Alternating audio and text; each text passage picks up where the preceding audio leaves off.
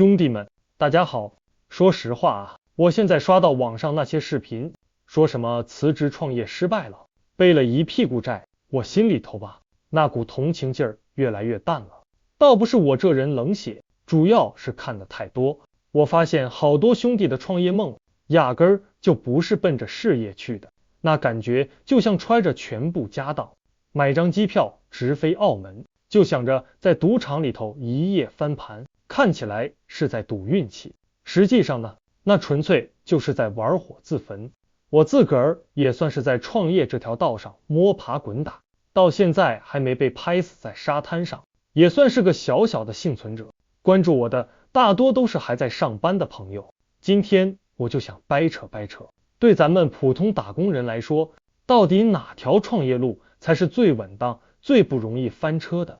能劝住一个，就算我今天没白说。创业这玩意儿，说白了就像上战场打仗，但仗跟仗不一样，有的仗是让你练手感、攒经验值的，咱们管它叫经验战；还有一种是赌上全部身家，一战定输赢的，那就是决胜战。经验战是啥样的呢？就好比你现在有份朝九晚五的工作，稳稳当当的，然后你利用下班后、周末这些零碎时间，自己捣鼓点小买卖，投入的钱不多，就当是试水，慢慢的，这点副业开始能给你带来收入，你也能从中摸索出门道，积累下宝贵的实战经验。这个过程就像给你的主业加了个小小的涡轮增压，虽然不能立刻让你起飞，但能让你跑得更快。等到哪天，你发现这个副业带来的收入已经稳稳超过你上班那点工资了，或者说你已经清清楚楚地看到了它超越主业的希望，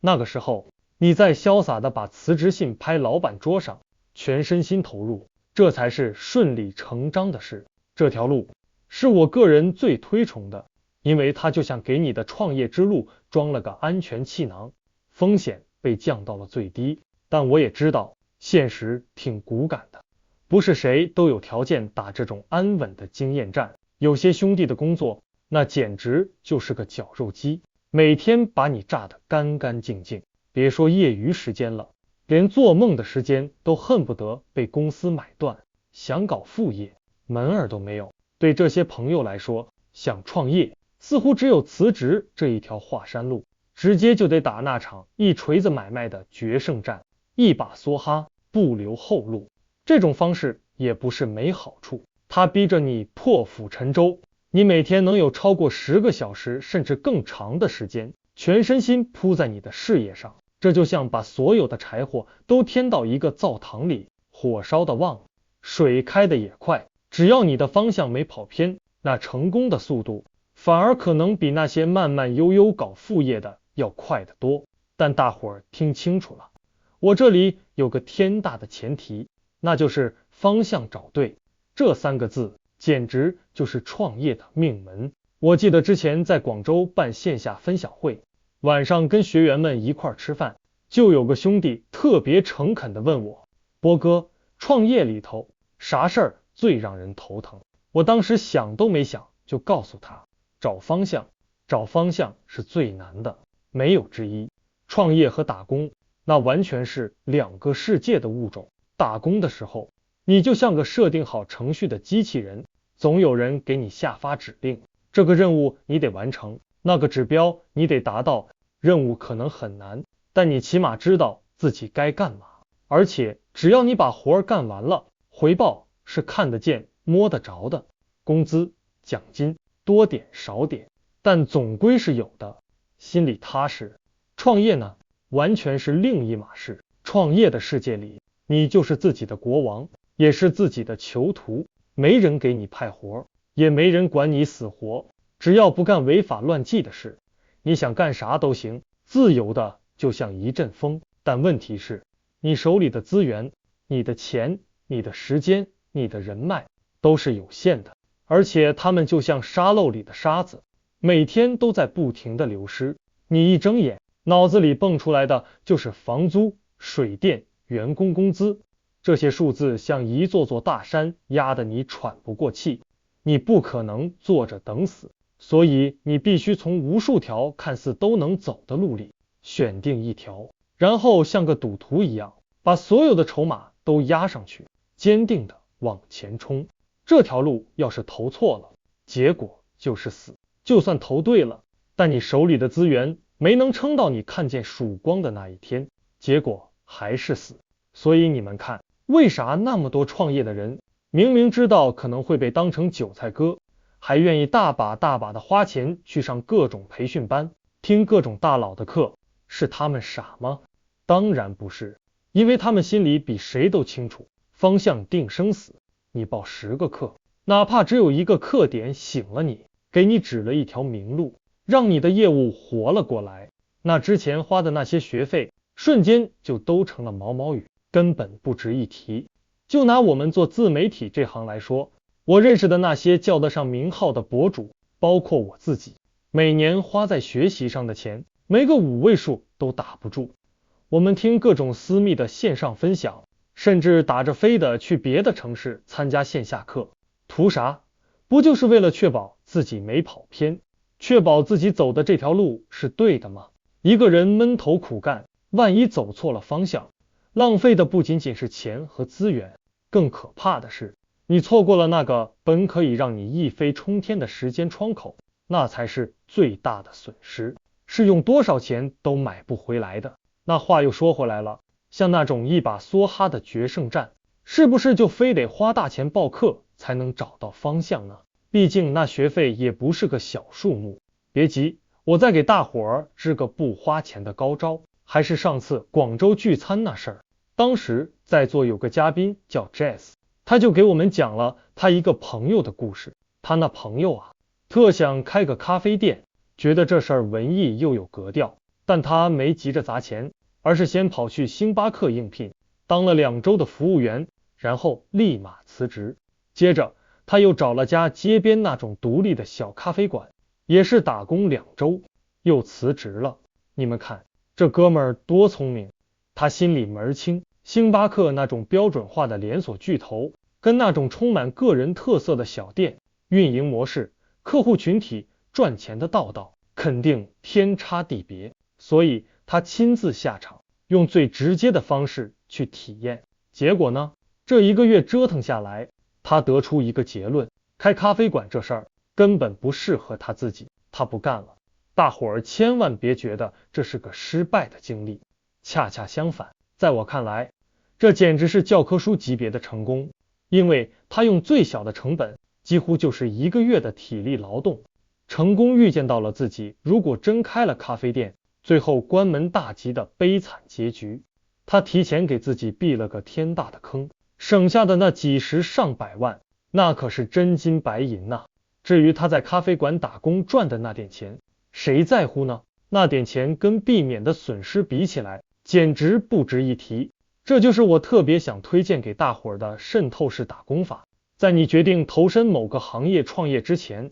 先想办法找个这个行业里的公司，进去打一阵子工，因为你的身份是员工，你就能接触到很多外人，比如客户，根本不可能知道的内部操作流程、真实的运营数据，还有这个行业里最核心的业务卡点，也就是最难啃的骨头和最赚钱的门道。这个过程就像是给你未来的创业之路派了个侦察兵，他既能帮你最终确定这个方向到底对不对，这事儿到底能不能干，值不值得干，又能帮你提前把那些新手100%会踩的坑，一个一个的提前绕开。等你把这里面的账都算明白了，大概什么时候能开始干，开始干了多久能盈利，你心里就有了一杆秤，清清楚楚。这种方法不光适用于开咖啡店、奶茶店这种实体生意，也同样适用于在网上赚钱。比方说，你想做个自媒体博主，你可以先找一个你特别感兴趣的领域，就说亲子教育吧，然后在这个领域里找一个你比较欣赏的博主，从最简单的互动开始，在他的文章和视频下面认真留言，表达你的看法。慢慢的，你加入他的粉丝社群，在群里积极发言，混个脸熟，等时机差不多了，你就主动去联系这个博主，告诉他你有多么喜欢他的内容，多么认同他的理念，然后就说，我想给你干活，哪怕不要钱，能不能给我个机会？一般来说啊，只要你对工资没啥要求，甚至愿意被他白嫖，也就是免费干活，对方大概率是会乐意的。你想啊，送上门的廉价劳动力，哪个老板会傻到往外推呢？他要是真拒绝了，那也没关系，你换下一个。现在这经济环境，总能碰到爱占小便宜的老板。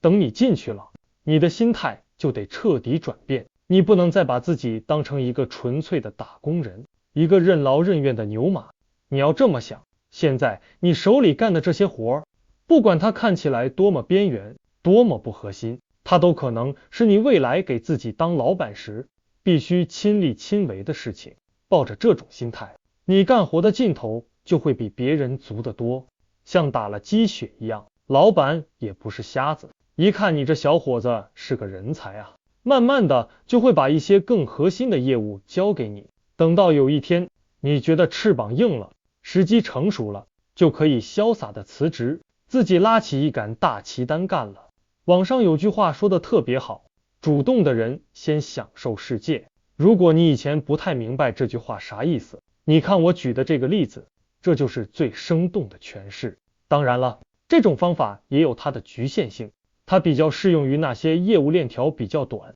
技术含量不高，对启动资金要求也没那么夸张的行业。你要是说你想进阿里或者华为这种巨无霸公司，干个3-5年，出来也想复制一个阿里、华为，那基本是天方夜谭。但是咱们大多数打工人早就被社会这所大学毒打的没啥宏伟的野心了，就想安安稳稳的做个年收入几十万、上百万的个体户或者小老板。那么你身边能看到的绝大部分行业都可以用我说的这种方法去渗透。最后我还想再啰嗦几句，万一，我是说万一创业真的失败了，该怎么办？聊创业失败这事儿，我可太熟了，因为我人生第一次创业，那是在2013年的深圳，从满怀希望的开始，到灰头土脸的结束，整个过程顺利的让人心疼。不幸中的万幸是，当时我脑子里压根儿就没动过借钱续命的念头，所以虽然潦倒了小半年，但我很快就调整过来，重新找了份工作，回到了打工人的队伍里。这就是我用血泪换来的创业失败心得，也是我今天最想对大家说的核心。无论你对自己选择的方向有多么笃定，信念有多么坚定，最多就是把你手头现有的钱花光，然后立刻止损，坚决不要去借钱，更不要让自己背上债务。创业的人最怕的就是陷入一种执念，总觉得我只差这20万就能成了，我只要再撑一下下就行了。可你怎么知道你就真的只差20万呢？万一后面还有50万、100万的坑等着你呢？你没有那20万，所以你失败了，这是理所应当的。另一个创业者，他比你多了20万续命，他最后成功了，那也是理所应当的。这就是你的命，